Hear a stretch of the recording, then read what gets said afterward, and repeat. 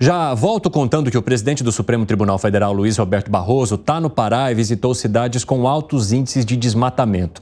A Janaína Camelo vai trazer os detalhes para a gente a partir de agora. Qual foi a região ou a cidade que o ministro sobrevoou e quais são as suas informações agora? Janaína, seja bem-vinda. Boa tarde, Evandro. Boa tarde a todos que nos assistem aqui no 3 em 1. Pois é, hoje pela manhã, o presidente do STF, o ministro, ele sobrevoou a cidade de Altamira, no Pará, que é aí o maior município do país e a cidade que tem aí um dos maiores índices de desmatamento, né? Então, o ministro, ele sobrevoou exatamente essas áreas aí que estão desmatadas e próximas a terras indígenas, por exemplo. E aí, essa agenda do ministro faz parte aí da programação do chamado Projada, que é um programa aí de acompanhamento judicial de desmatamento na Amazônia. É um programa que foi criado, Evandro, em 2021, exatamente para monitorar todas as ações, todos os processos aí sobre o tema nos estados aí da Amazônia. Então, o ministro, ele foi acompanhado nesse sobrevoo do presidente também do STJ, do Superior Tribunal de Justiça, o ministro Herman Benjamin, e dos presidentes do ICMBio e também do IBAMA. E aí ele teve como principal objetivo nessa agenda, então, no Pará, pedir diretamente aí a rapidez nas ações, na tramitação desses processos ao Tribunal de Justiça do Pará e também ao TRF, ao Tribunal Regional Federal da Primeira Região, né, que tem entre os estados aí, que atende também os estados do norte do país, pedindo então a aceleração dessas ações. Segundo dados aí do Supremo Tribunal Federal, hoje são cerca de 10 mil processos que tratam hoje de questão ambiental dentro desses estados da Amazônia. E aí depois desse sobrevoo, o ministro, ele falou com a imprensa, ele disse que o desmatamento ali não é uma impressão, mas sim uma constatação, pelo que ele viu, né? E falou aí sobre o papel da justiça nesse tema. A gente separou um trechinho do que ele disse mais cedo. Vamos ouvir. O papel do Supremo, assim, à distância, é valorizar e prestigiar a atuação da justiça local, que é a que tem capacidade de aferir o que está acontecendo de errado. Portanto, nós viemos aqui justamente para dar o apoio necessário e, eventualmente, a estrutura necessária para enfrentarmos esse problema. O IBAMA já vem atuando, o CMBio também já vem atuando, de modo que o quadro modificou-se para melhor. Mas, mesmo assim, é necessária a intervenção judicial. Às vezes, a política local não tem um incentivo próprio para esse enfrentamento, porque tem custo político e o judiciário é que deve desempenhar esse papel.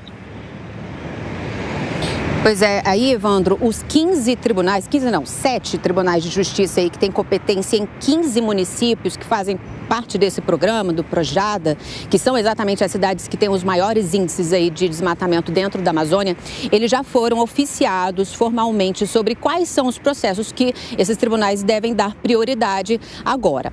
E aí, depois dessa agenda, o ministro Barroso, ele se encontrou ali com autoridades local, com membros do judiciário ali da justiça local, com a polícia também, as polícias federal e militar. E amanhã ele vai estar na cidade de Humaitá, no Amazonas, que é exatamente uma cidade que faz fronteira ali no sul do estado, com o Acre e também com Rondônia, que é onde saem ali populações em busca de garimpo e de madeira também ali na região. Evandro. Muito obrigado pelas informações, Janaína Camelo. E ainda sobre essa pauta ambiental, quero contar mais uma aqui para vocês, porque ali na presença de ministros de Estado e do presidente do BNDES, o presidente Lula assinou o chamado Plano Amazônia. O tamanho esforço federal foi destaque logo no início do discurso do presidente. E o recado foi claro. Ele diz o seguinte: façam o que tem que ser feito. Vamos acompanhar para a gente discutir depois e olhar nas entrelinhas também dessa proposta do presidente. Vamos lá. Nós agora temos que fazer licitação para comprar as coisas que estão aí previstas no orçamento. Se levar mais um ano, a gente vai terminar o mandato sem colocar em prática o nosso plano. Então, o que eu quero fazer um apelo aos companheiros que vão executar isso é que é preciso ser rápido. É preciso passar por cima dos manuais. O que vocês entendem da agilidade ou de passar por cima dos manuais para colocar em prática esse plano, que inclusive tem a ver também com o combate à criminalidade naquela região, hein, Gustavo Segré? Eu não sei a que se refere com manuais. Se for processos legais, fico com medo de que essa seja a recomendação do presidente. É melhor modificar o manual que passar por cima do manual. porque alguém fez o manual, deve ter algum motivo para ter um processo, sobretudo em processos em que envolvem recursos públicos. Tem que ter muito cuidado na alocação desses recursos, de onde vêm, para onde vão. Já temos visto que muitas vezes, quando passaram por cima dos manuais, também passaram por cima da legalidade. Então, é uma questão meio perigosa. Eu recomendaria com muita humildade melhorar o manual, não passar por cima dele. O que você acha, Piperno, que ele quis dizer com isso? Acho que agilizar alguns procedimentos, né? Algumas coisas, e já não é a primeira vez, veja, isso tem até se tornado algo mais ou menos recorrente em alguns discursos aí do presidente, né? De cobrar mais celeridade em alguns processos. Aliás, tudo aqui no Brasil é muito lento, tudo. Agora, no final de semana, ontem mesmo, capa do jornal Estado de São Paulo, mostrando mais de 700 obras paralisadas aqui no Estado de São Paulo. Porque demora, as coisas demoram, até o canteiro de obras ficar podre. Então, o presidente tem que cobrar sim, até porque, veja, quando se fala em Amazônia, não é só a questão do desmatamento, mas também é a questão, por exemplo, de morte de indígenas, a questão de garimpo ilegal, a questão do crime transnacional. Então, claro que tem que haver celeridade, sim. O que você acha, Gani? Eu acho que ele quis dizer em relação a todas as questões ambientais. O partido dele, o PT, ele tem todo aquele discurso ambientalista, acabou se elegendo, né, também em parte com esse discurso, mas o presidente, ele vai numa outra linha. Quer dizer, ele tem uma visão mais pragmática, ele não entende que o ambientalismo pelo ambientalismo vai trazer algum ganho para a sociedade. Ele acredita que é possível achar aí um meio termo, né, e ter uma viabilidade econômica naquela região, da qual eu concordo com essa posição. Eu acho que o ambientalismo pelo ambientalismo, ele não tem muito sentido. Eu acho que tem que ter a preservação ambiental, mas tem que melhorar a vida daquelas pessoas que vivem em condições extremamente precárias e desumanas. Ô Zé Maria Trindade, o ministro do Supremo Tribunal Federal sobrevoando uma área e falando sobre a atuação de instituições que possam favorecer a proteção do meio ambiente. O presidente da República lançando aí esse programa, né, esse plano Amazônia, e cobrando agilidade para que os processos burocráticos sejam vencidos ou que os manuais sejam ultrapassados. E aí a gente vai tentando entender o que ele quis dizer com isso. Qual que é a tua análise dessa agenda ambiental pegando dois poderes ao mesmo tempo, com manifestações também desses que são os principais representantes hoje do Executivo e do Judiciário? Olha, primeiro que eu gosto dessa ideia do julgador, né, do ministro do Supremo, ministro do STJ, o ministro Herman Benjamin, que é um dos melhores ministros do STJ e que conhece essa área, foi procurador da área ambiental em São Paulo, então conhece. É boa essa proximidade do julgador da realidade, para ele olhar lá e ver qual é a realidade do local, como é que funciona a história, do que ficar simplesmente olhando, como diz o presidente Lula, os manuais, que é a lei dura, a lei tem. Há quem defenda uma linha jurídica importante, defende a lei e pronto, independente do momento. Mas é preciso, às vezes, entender qual é exatamente o processo. Quando chega no Supremo Tribunal Federal uma multa bilionária, o Supremo tem que entender que lá também é preciso uma multa, mas não pode inviabilizar o processo, né? Essa é a realidade. Então, eu gosto desta proximidade do julgador, ministro do Supremo, do STJ, fazendo uma visita. Essa fala do presidente, ela tem sido recorrente. Em vários setores ele fala exatamente de pressa e que eu traduziria nas conversas que eu tenho aqui de coragem.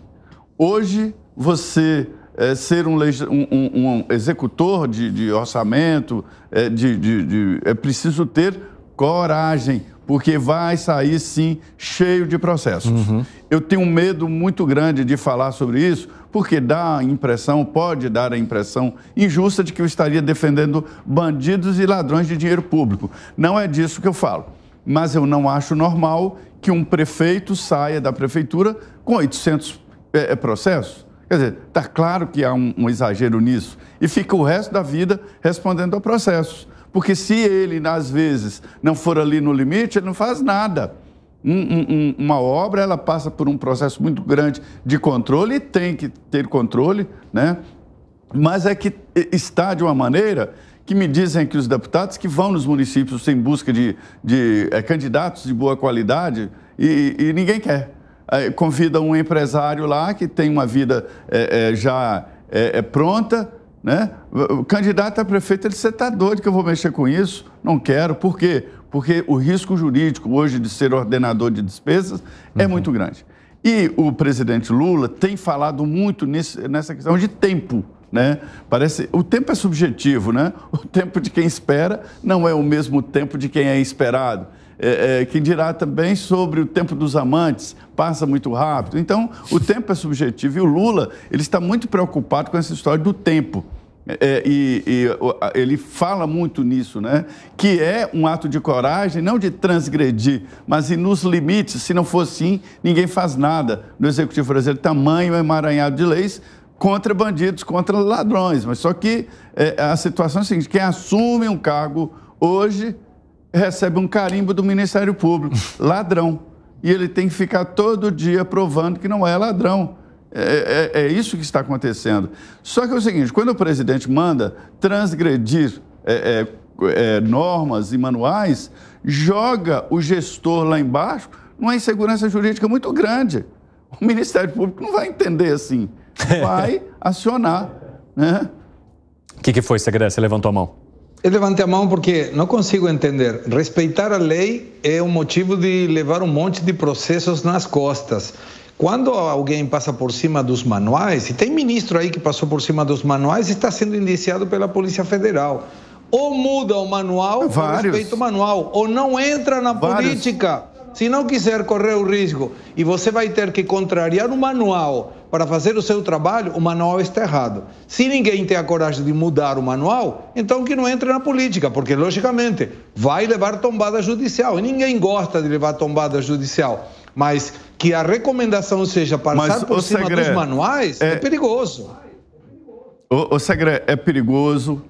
Eu conheço um deputado que saiu da prefeitura com 840 processos, foi para a faculdade fazer direito para se defender, né? E é assim a vida. E o que está acontecendo é isso que você falou. Ninguém, em sua consciência, uma pessoa que tem uma vida organizada, quer ser prefeito. Aí o que está acontecendo? Só quem não está bem intencionado fala, eu vou pegar isso aí, porque está complexo. E eu tenho medo, o medo não é o termo, eu tenho receio de ser mal interpretado nessa fala, porque dá a ideia de que você está querendo afrouxar os laços. Não, não é isso. E eu nem tenho a solução para isso. Mas que hoje, Segre, eu não conheço nenhum, eu faço essa pergunta sempre, nenhum ex-prefeito que não sai da prefeitura com vários processos e fica o resto da vida respondendo. Bom, talvez seja um debate para a gente trazer de uma maneira mais profunda aqui também, né? É algo interessante. Eu também já ouvi várias situações de políticos que até hoje respondem a algum tipo de processo por conta da forma como lidou com o orçamento público. Porque ladrão é ladrão, né, Evandro? Ladrão vai roubar de qualquer maneira, com lei rígida não, né? A gente está falando que tem para acertar.